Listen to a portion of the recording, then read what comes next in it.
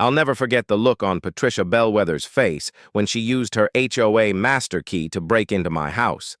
She froze in my doorway, the key still dangling from the lock, her mouth open in horror as she spotted two uniformed police officers sitting comfortably on my sofa. Officer Thompson glanced up from his coffee and said in the calmest voice imaginable, "Well, well, right on schedule."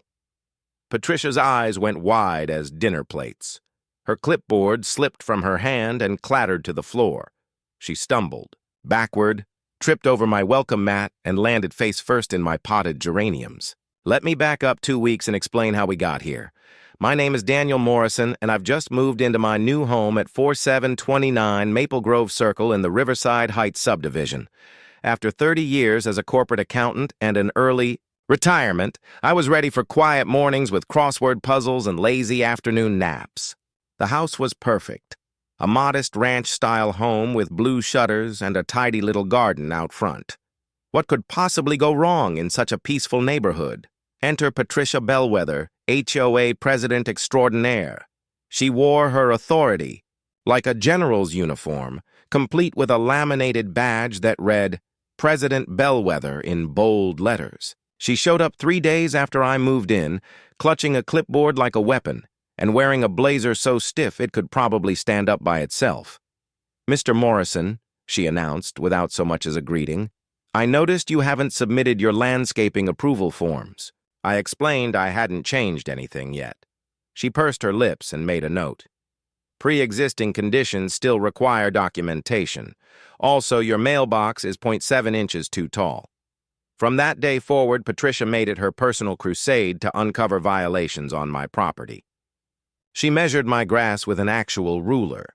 She complained that my garden hose was coiled counterclockwise instead of clockwise. She even tried citing me for curtains that were, according to her, too beige, creating an aesthetically disruptive neutral zone. When I politely refused to replace them, she glared and hissed, "We'll see about that, Mr. Morrison. The HOA has ways of dealing with troublemakers." The harassment escalated quickly. Patricia began parking across the street for hours, taking photos through a telephoto lens. At HOA meetings, she spread rumors that suspicious deliveries were arriving at my house, the suspicious delivery being a new microwave from Best Buy. She told neighbors I was running an illegal business because she once saw me carrying a laptop bag. She even complained that the font on my house numbers was aggressively modern. Things worsened when I installed a bird feeder in my backyard. Patricia appeared at 7 a.m. on a Saturday, pounding on my door and yelling about unauthorized wildlife attractants. When I pointed out that bird feeders weren't listed anywhere in the bylaws, she scribbled furiously on her clipboard and declared, "They are now. Emergency amendment passed last night." That's when I knew I had to act. I installed security cameras around my property. Visible, legal, and properly positioned.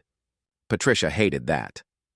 The following week, she started telling neighbors I was spying on them and called an emergency HOA meeting to discuss what she dubbed the surveillance situation at 4729 Maple Grove Circle. I attended calmly, explaining that the cameras covered only my property for security. Patricia's face turned crimson as she ranted about privacy concerns, until 78-year-old Gladys Palmer raised her hand and said, "Patricia, didn't you install cameras on the community mailbox last year to catch people not closing it properly?" The room went silent. Patricia's mouth opened and closed like a startled goldfish. After that meeting, I knew retaliation was coming.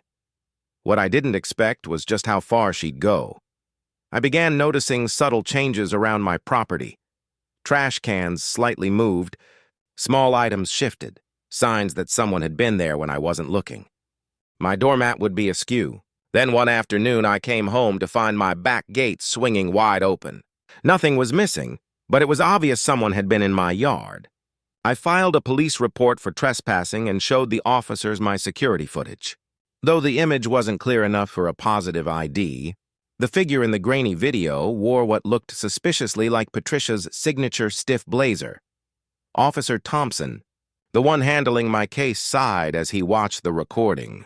"We've had complaints about this HOA president before," he said, his voice edged with disbelief. "She seems to think those master keys give her carte blanche to enter any property she wants." He explained that HOA master keys were intended for real emergencies, fires, floods, not for neighborhood snooping. He advised me to replace my locks and handed me his card. "Call me directly if this escalates." I had no idea I'd be using that card sooner than I thought. The very next day, my cameras caught Patricia trying to peer through my windows with a pair of binoculars. When I confronted her, she claimed she was performing a routine exterior inspection for compliance. I told her to get off my property immediately. She scowled, muttered something about Phase 2, and stomped away. I didn't know what Phase 2 was, but I knew I was about to find out. I called Officer Thompson to update him. He promised extra patrols in the neighborhood and told me to document everything. That's when an idea struck. If Patricia wanted to escalate, I'd be ready. For the next few days, I staged a routine. Every morning at exactly 8 a.m., I'd pull out of my driveway as if leaving for work, then loop around the corner, park, and sneak back in through the alley. I'd wait quietly inside, cameras recording, coffee in hand.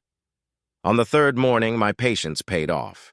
At precisely 8:45, I heard the sound of a key turning in my front door. I had already called Officer Thompson earlier to brief him on the plan. He and Officer Rodriguez had arrived through my back door at 8:30 and were sitting in my living room, sipping coffee and eating donuts I'd picked up from the bakery down the street. We all turned toward the entryway as the front door creaked open. Patricia stepped inside, clutching her clipboard and a measuring tape. She was so absorbed in her inspection that she didn't notice us at first. Muttering to herself, she said something about verifying interior violations and unauthorized modifications. Then she looked up and froze. The color drained from her face. Her clipboard hit the floor, papers scattering across the hardwood. Officer Thompson stood and spoke in a firm, deliberate tone. "Patricia Bellwether, you're under arrest for breaking and entering criminal trespass and violation of Texas Penal Code Section 30.05. Patricia's knees buckled. She collapsed onto my rug, stammering about HOA authority and emergency inspections. Officer Rodriguez shook his head. "Ma'am," he said dryly, "wanting to measure someone's curtains is not an emergency." As they cuffed her, Patricia kept insisting she had every right to enter any home within the HOA. She waved her master key as though it were a badge of power. Officer Thompson calmly explained, "HOA rules don't override actual law. You can't break into someone's house because you don't like their mailbox height."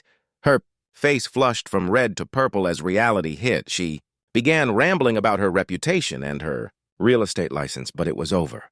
The entire arrest was caught on my interior cameras. Within hours, word spread across Riverside Heights. My doorbell rang nonstop as neighbors stopped by to thank me. Apparently, Patricia had been terrorizing the subdivision for years, but no one had ever caught her red-handed. Gladys Palmer arrived with a warm apple pie and a triumphant smile. "I've waited 5 years for someone to stand up to that woman," she said. The next HOA meeting was the most attended in neighborhood history. Without Patricia's iron grip, people finally felt free to speak. Story after story poured out, how she'd entered homes to measure furniture placement, rifled through mail to check for unapproved subscriptions, and even crept into backyards at night to count decorative stones. The board voted unanimously to remove her from office and to replace every HOA lock. 2 months later, Patricia's court date arrived. I testified about the harassment and the break-in, submitting my footage and reports. Several neighbors followed with their own testimonies. Patricia's lawyer argued she believed she was acting within her authority. But the judge wasn't buying it. "Mrs. Bellwether," the judge said sternly, "being an HOA president doesn't make you law enforcement. It doesn't give you the right to violate privacy or enter homes without consent." Patricia was found guilty on all counts, sentenced to 2 years of probation, 300 hours of community service, and $5,000 in fines. She was also permanently banned from serving on any HOA board in the state. As the sentence was read, Patricia's face crumpled. She turned toward me, tears streaming, and whispered, "I was only trying to maintain property values. The judge's reply was cool and final. "The only value you've ruined here, Mrs. Bellwether, is your own.